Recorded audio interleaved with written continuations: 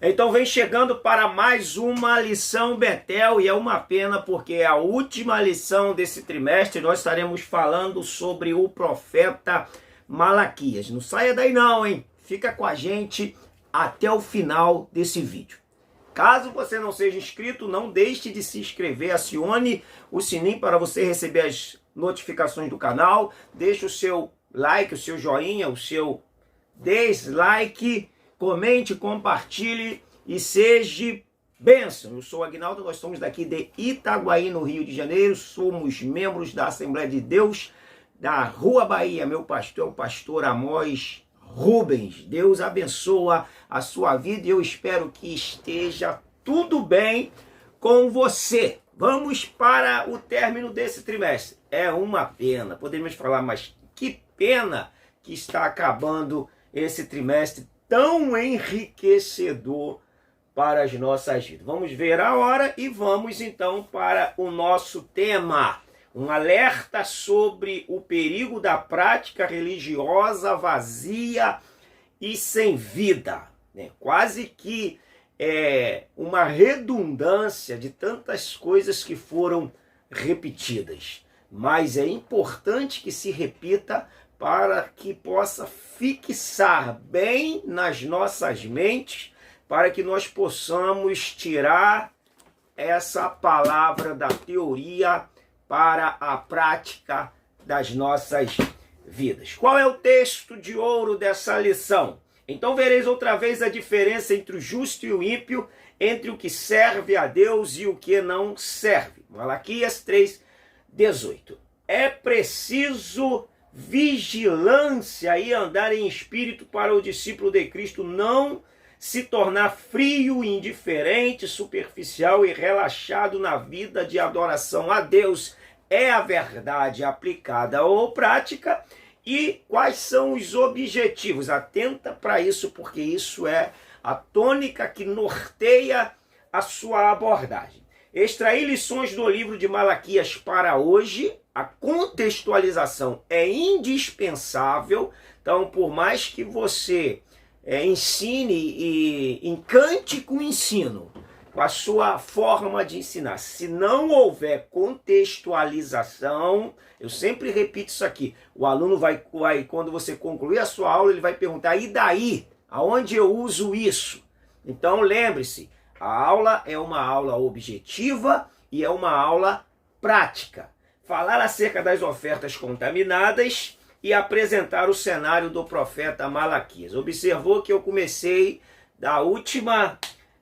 do último objetivo para o primeiro, foi proposital. Vamos lá, o texto de referência é Malaquias capítulo 1, verso 1, capítulo 3, verso 1 e 6 e Malaquias 4, 6. Só para a gente ganhar tempo, nós não leremos como é de costume, porque nós não estamos aqui dando uma aula, na verdade. Sempre friso, nós estamos fazendo um resumo da aula para que possa, de repente, agregar algum valor para a sua aula, para o seu estudo, você que está preparando. Aqui é uma síntese, é um resumão, e de repente você assistindo possa agregar algum conteúdo também dentro daquilo que o Espírito Santo, daquilo que você já vem estudando e o Espírito Santo vem te dando. Tá bom?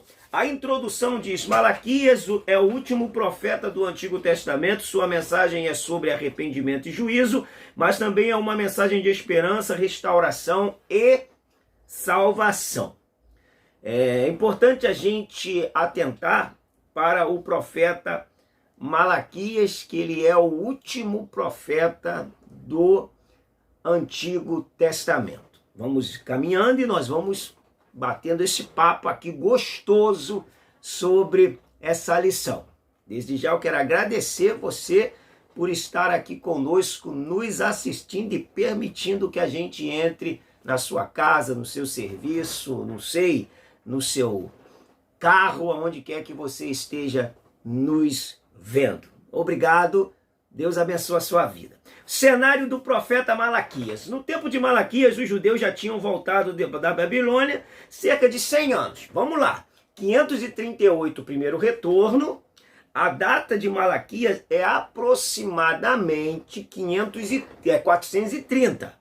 Então você tem aí, tem teólogos que botam 440, outros de 450 a 430. Então vamos botar aproximadamente 430. 538 menos 430 dá 108 anos. Então Malaquias ele aparece num cenário 108 anos, vamos arredondar, 100 anos depois do retorno dos judeus. Então essa é a data para a gente poder acompanhar essa aula com mais critério dentro da sua cronologia. Então, vamos lá, tem o tempo de Malaquias, os judeus já tinham voltado da Babilônia há cerca de 100 anos, estavam curados da idolatria, mas a indiferença à casa de Deus. Eles estavam curados da idolatria, mas indiferentes à casa de Deus. Alguma coisa, por causa da toxina, por causa do vírus que eles tinham e que nós também temos, que é o vírus do pecado, algumas coisas eles voltaram a praticar. Até porque esse período de distanciamento de Jerusalém também o distanciaram da casa de Deus. Automaticamente, a ausência da casa de Deus fez eles perderem esse hábito da casa do Senhor. Então os sacerdotes tinham se tornado negligentes em suas funções. Aí nós temos outro problema aqui, a liderança negligente. Os sacrifícios eram de qualidade inferior, não atendendo às exigências divinas para tal. Oferece qualquer coisa, é para Deus. O dízimo era negligenciado e tinham voltado à antiga prática de misturarem com os povos idólatras pelo casamento. Olha quantos danos que o pecado foi manifestando na vida deles. Eles não voltaram à idolatria, mas havia surgido um espírito de mundanismo entre eles.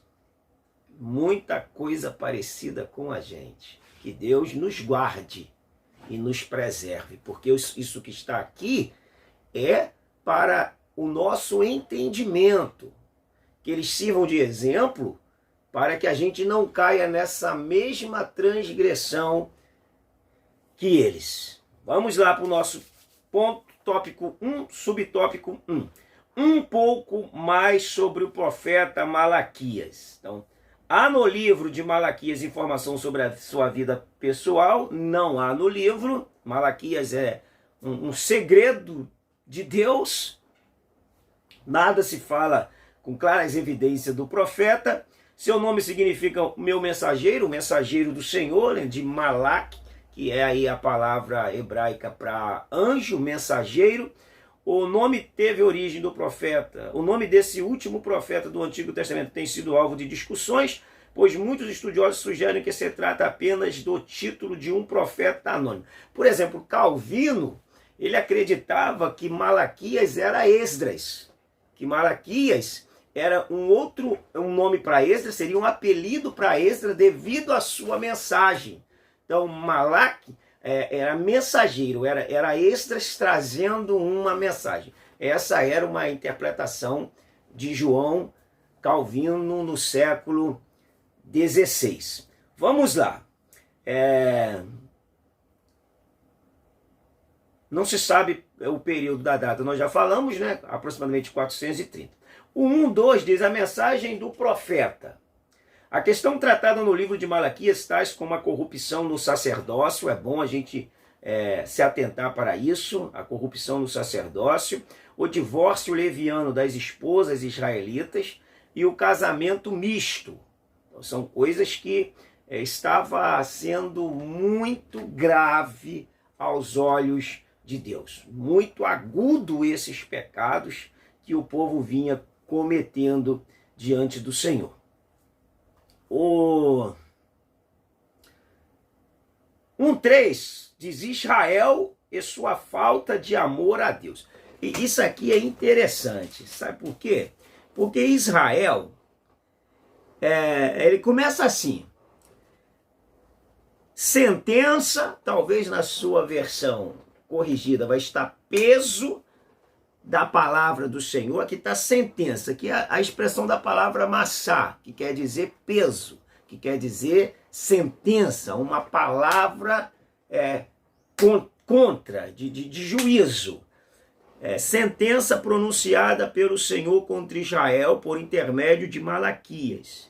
Eu vos tenho amado, diz o Senhor. Deus nos ama, e Deus está falando para ele, eu vos tenho amado, diz o Senhor. Mas vós dizeis, em que nos tem amado?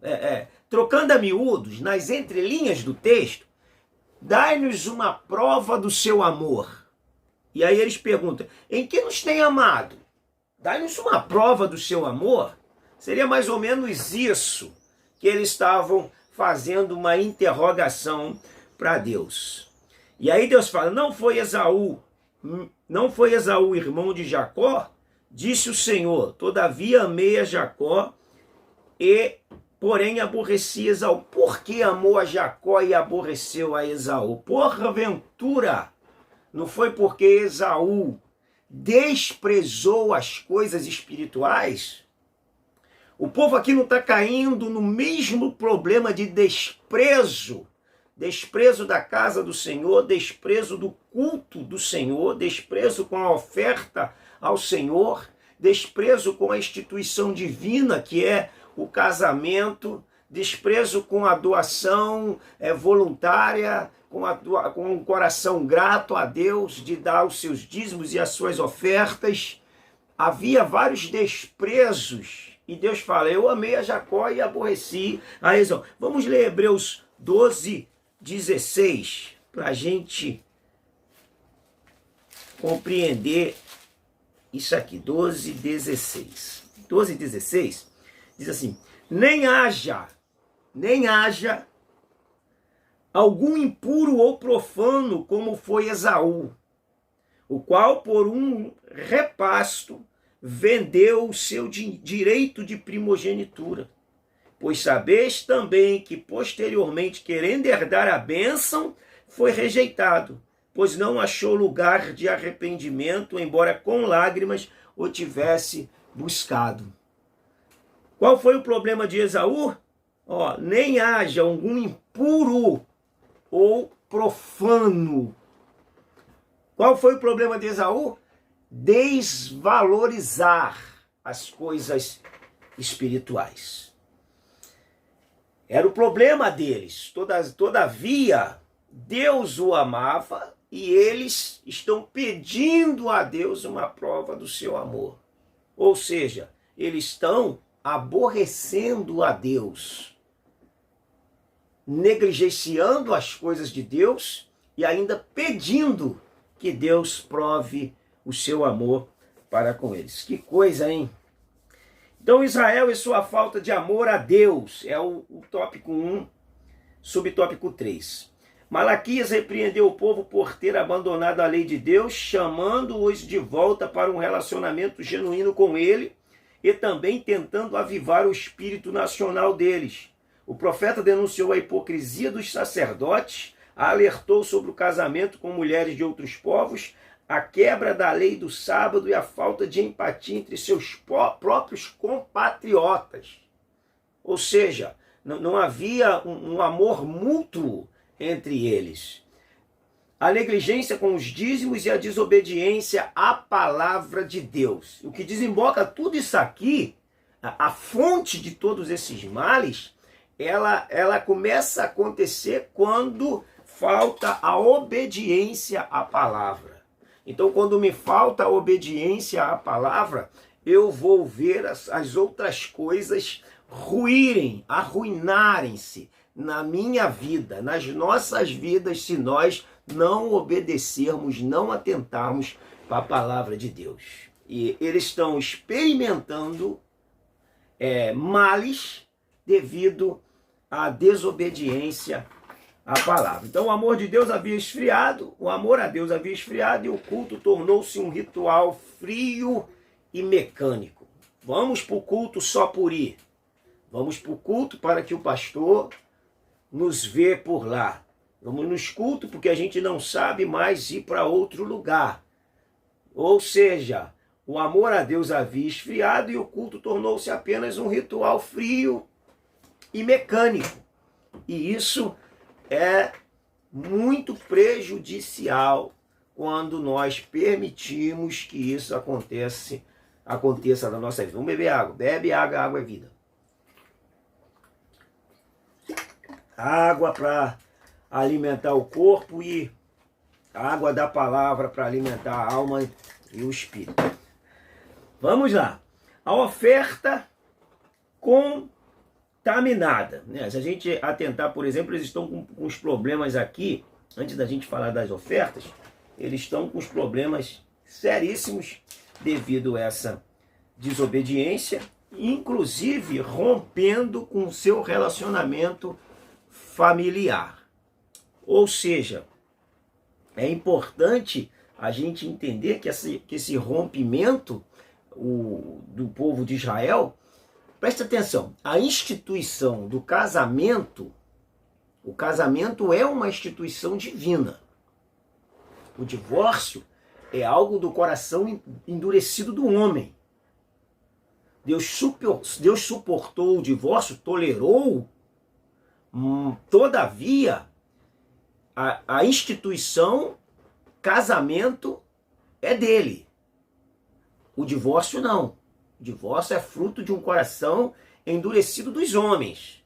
Para a gente poder diferenciar isso. Deus constituiu o casamento, mas não o divórcio. O divórcio é fruto de uma cabeça dura, de um coração duro, de um coração em crise, de um coração com problemas seríssimos de afastamento de Deus.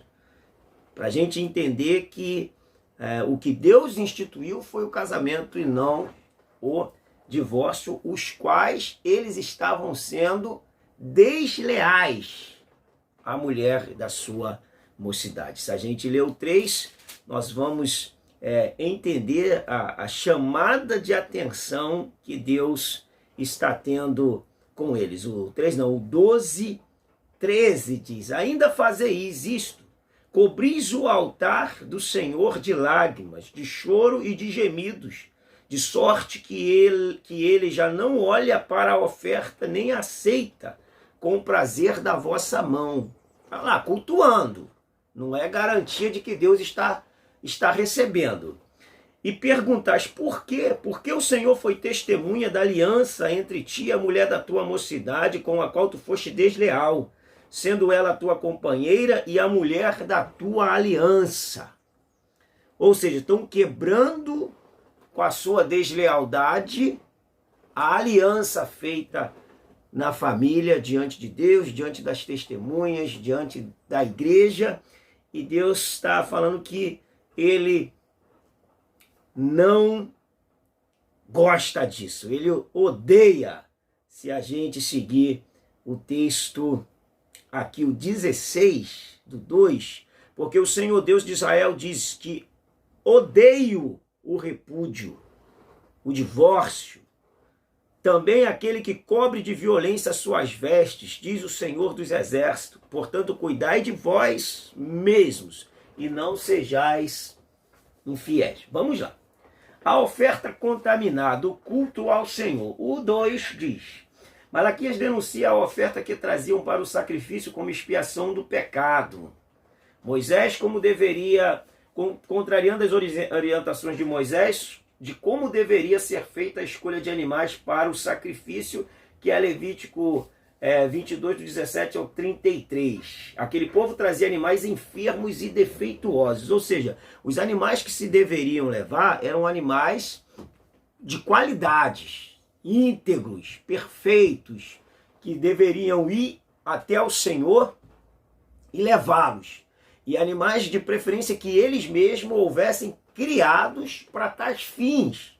Ou seja, era algo que lhe custou alguma coisa para que eles levassem ao Senhor. Só que eles estão frequentando o culto por frequentar e oferecendo a Deus animais capengas, defeituosos. Não tem muito a ver com a gente quando a gente, se não tivermos cuidado, o culto vira uma rotina e simplesmente um mero ato de irmos à igreja.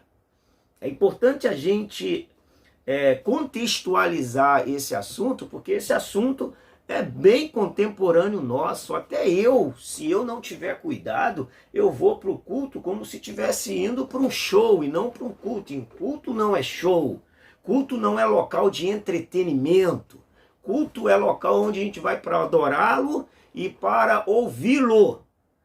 Como quando a gente vê um local que aparentemente deveria ser um culto e está tendo um show ou tendo um entretenimento, me perdoa, mas a gente pode chamar de entretenimento, de culto, de circo, de entretenimento, de a oferta contaminada devido ao culto, de entretenimento, show, menos de culto. Menos de culto. Culto é local sério, onde você vai para adorar a Deus, oferecer o seu melhor, aonde o sacrifício é você e aonde a nossa oferta é apresentada diante do Senhor. Tem muita coisa aí de entretenimento recebendo o nome de culto e não passa de um circo montado. Vamos lá, os pecados dos sacerdotes. Outro ponto importante aqui é que os sacerdotes eram a problemática toda dessa situação, porque como nós estamos aqui repetindo essa ideia, o texto repete essa ideia, mas desde o início que nós temos estudado os profetas menores, o desvio do povo partiu sempre da liderança. A liderança acaba sendo tolerante ou induzindo o povo ao erro. Então, os pecados dos sacerdotes que deveriam ensinar e guiar o povo na retidão. Então, se você é um professor e não ensina o povo a servir a Deus em retidão, se você é um pastor e não ensina o povo a servir a Deus em retidão, talvez pela própria vida não ser uma vida de retidão, automaticamente uma hora o boleto vai chegar para nossas vidas. Então nós temos que servir a Deus de sinceridade, com honestidade e levar muito a sério o chamado que Deus colocou nas nossas mãos. Porque se você é líder e peca, o seu pecado é o pecado mestre para que outros também desemboquem nessa mesma conduta errada. O 2 diz: o mensageiro de Deus e o anjo do Senhor. Então as nações que viviam em torno de Israel começaram a ficar mais prósperas, cultas e saudáveis. Isso despertou a inveja e as murmurações dos israelitas. E eles então questionaram. O questionamento deles era: qualquer que faz o mal passa por bem aos olhos do Senhor. Desses é que ele se agrada. Onde está o Deus do juízo? Que é o 2:17. O 2: enfadais o Senhor com vossas palavras e ainda dizeis: em quem enfadamos? Nisto que pensais. Qualquer que fazei o mal passa por bom aos olhos do Senhor. E é desses que ele se agrada. Ou onde está o Deus do juízo? Ao invés deles olharem para si, eles estão olhando para o povo que não serve a Deus, para a prosperidade deles, e querendo que Deus leve juízo para eles.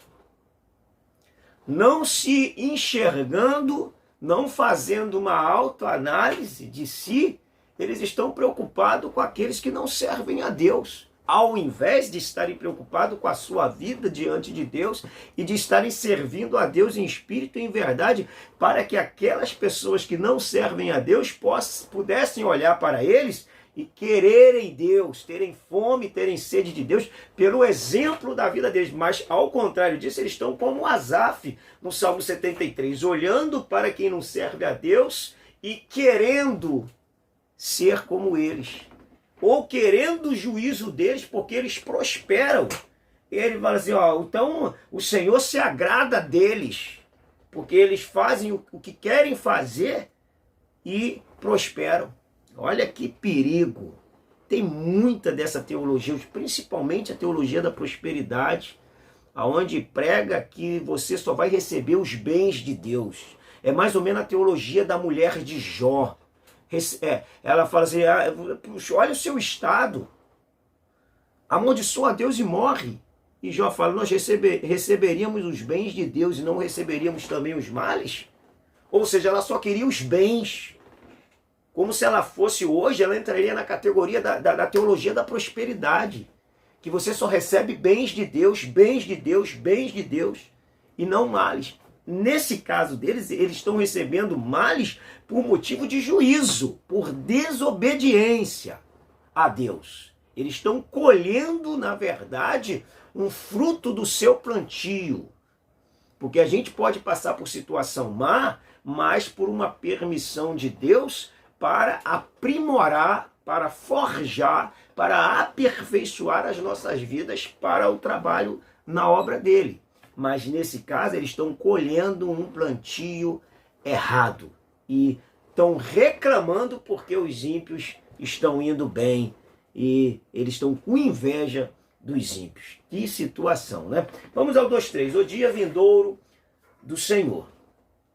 A derradeira profecia do Antigo Testamento proclama uma palavra de esperança para o futuro dos crentes em Jesus de todos os tempos, nações e culturas. Prediz o retorno de Elias, que foi levado vivo ao céu.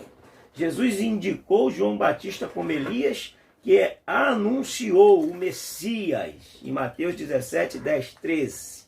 João Batista pregou e profetizou no poder do Espírito Santo.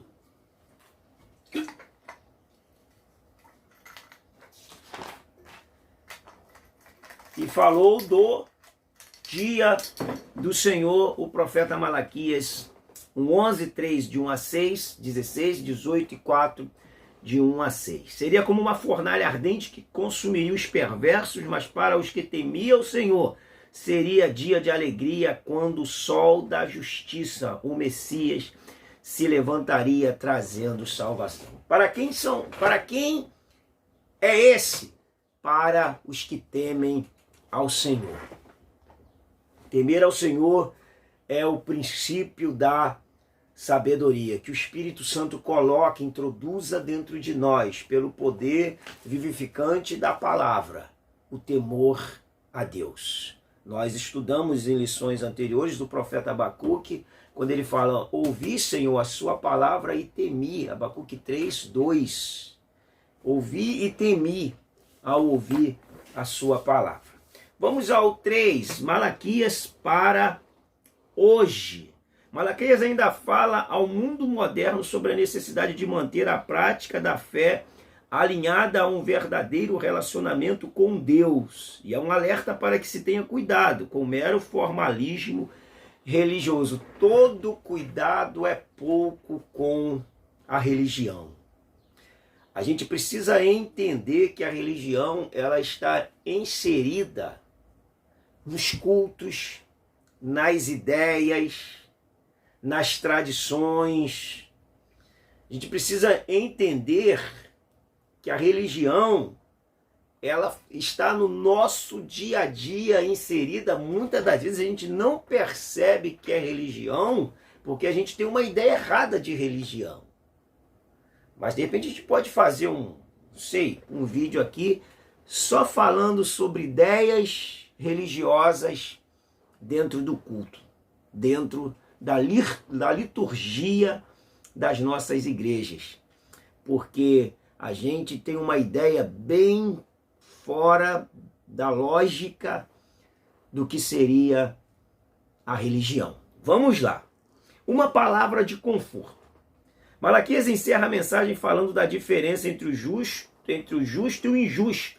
Deixo uma palavra de conforto aos justos, mas para vós que temeis o meu nome nascerá o sol da justiça, e salvação trará debaixo das suas asas. Saireis e crescereis como os bezerros do cevadouro, como os bezerros cevados. Deus exerce o juízo, mas também aponta para a verdadeira esperança, e há um memorial escrito diante dele para os que temem ao Senhor e se lembram do seu nome. Deus não se esquece das nossas obras. Vale a pena servir a Deus. O povo, 3:2, o povo tinha estabilidade, mas não era rico. Cansados de esperar, os judeus acharam que Deus o havia abandonado e eles continuavam a adorar a Deus, mas sem fervor, sem empenho. Alguns se casaram com mulheres de outras nações, porque isso lhes conferia riqueza e bons relacionamentos. Olha só, bons relacionamentos. Eu quero citar um exemplo aqui de Rubens Alves, o grande educador brasileiro. Ele fala assim, casamento, ele não pode ser como uma disputa de jogo de tênis. Casamento, ele tem que ser como uma disputa de jogo de frescobol. Por quê? No tênis, quando você joga, do lado de lá tem um adversário. E você joga a bola para que ele não venha alcançar. Você quer tirar a bola do seu comando, do seu raio de ação, fora do seu alcance. Então o que nós temos ali é um querendo vencer o outro. Nós temos ali dois adversários. Já o frescobol, você não quer que a pessoa que está do lado de lá deixe a bola cair. Então você jogue a bola de maneira que ela te devolva a bola. O ideal ali é de que a bola vá de uma maneira mais fácil para ela ser devolvida. O que é isso? Isso é parceria. Então ele fala, um casamento que vira rivalidade, como se fosse um jogo de tênis, é um casamento fadado ao fracasso. O casamento que é como um jogo, uma brincadeira de frescobol, é um casamento para o sucesso. Porque está um querendo o bem-estar do outro. E aqui eles estão, na verdade, querendo relacionamento, conferir riqueza e bons relacionamentos, mas fora do projeto de Deus. Olha aqui que situação. Vamos lá. Eles colocaram em dúvida o valor e a fidelidade de Deus em detrimento à prosperidade dos ímpios. E aí nós vamos para o culto, o verdadeiro culto, para a gente fechar no 3.3. O profeta Malaquias traz um despertamento para o povo de Deus em uma época de crise nos ambientes religiosos, no ambiente social e desânimo entre as pessoas. É possível que, a despeito de todas as crises vividas pessoalmente ou ao seu entorno, o crente possa experimentar uma fase de apatia espiritual. Isso se reflete em uma experiência de culto vazio e práticas religiosas sem sentido algum. Tem locais que as pessoas brincam com a fé do outro, brincam com a inteligência nossa, e isso se torna algo muito vazio de práticas religiosas. É como se Malaquias desafiasse cada crente para colocar frente ao espelho para uma avaliação muito sincera do relacionamento com Deus. Eles estavam, dentre tantas desobediências, também negligenciando os dízimos e as ofertas, que é um assunto que com certeza vai vir à baila na sala de aula. Mas eu quero ler Atos 20:33, mas antes disso eu quero ler com você 1 Samuel, só para a gente pontuar aqui algo muito importante e fechando a nossa aula. 1 Samuel, capítulo 12, estamos aqui no tópico último aqui, capítulo 12.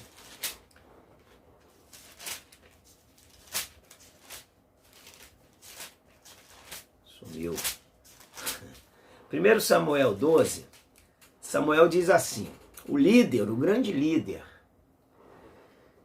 eis-me aqui, testemunhai contra mim perante o Senhor e perante o seu ungido, de quem tomei o boi, de quem tomei o jumento, a quem defraudei, a quem oprimi, e das mãos de quem aceitei presente para encobrir com os meus olhos. E vou-lo restituirei.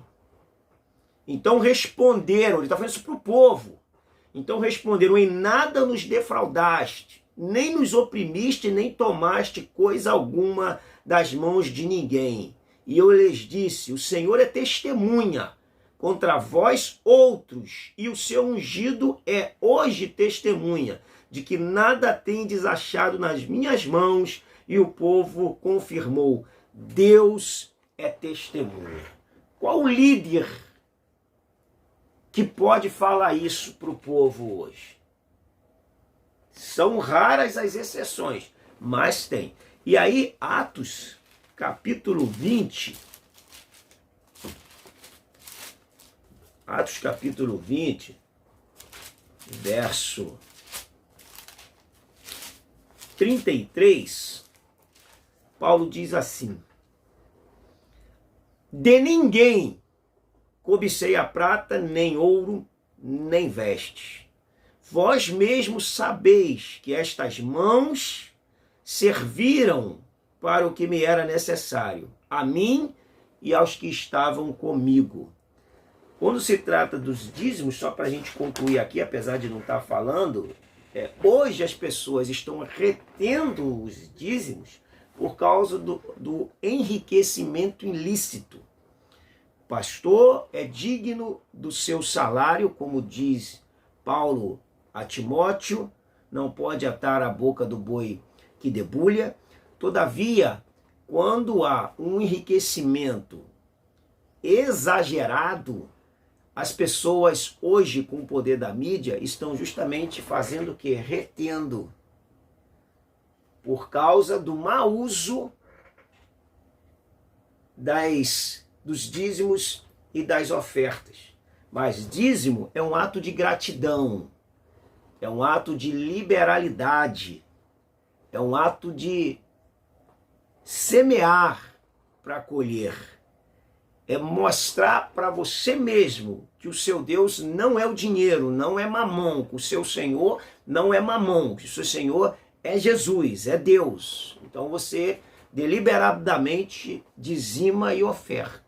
Só que as pessoas pararam devido a salários exorbitantes, a aeronaves, que é onde as ofertas acabou sustentando tudo isso. Então as pessoas hoje frearam e tá difícil isso, porque a infidelidade da liderança gera infidelidade no povo. O erro da liderança gera um erro no povo. É o que nós estamos vendo aqui. Se você ler o texto, o profeta Malaquias, o erro começa nos sacerdotes. O erro começa na liderança e acaba distribuindo e sendo extensiva até o povo. Tá bom? Eu quero deixar uma indicação de um livro aqui do pastor Hernandes Dias Lopes, Dízimos e Ofertas. São para hoje, acho que vale muito a pena você ler e estudar esse compêndio teológico. Nós vamos ficando por aqui. Um grande abraço. Foi um prazer imenso ficar contigo e saber que você ficou comigo. Fica com Deus. Beijo no seu coração. Até o nosso próximo trimestre. Que o Senhor nos ajude a vencermos mais um, como Ele nos deu a graça de vencermos esse. Até lá. Fica com Deus. Boa aula.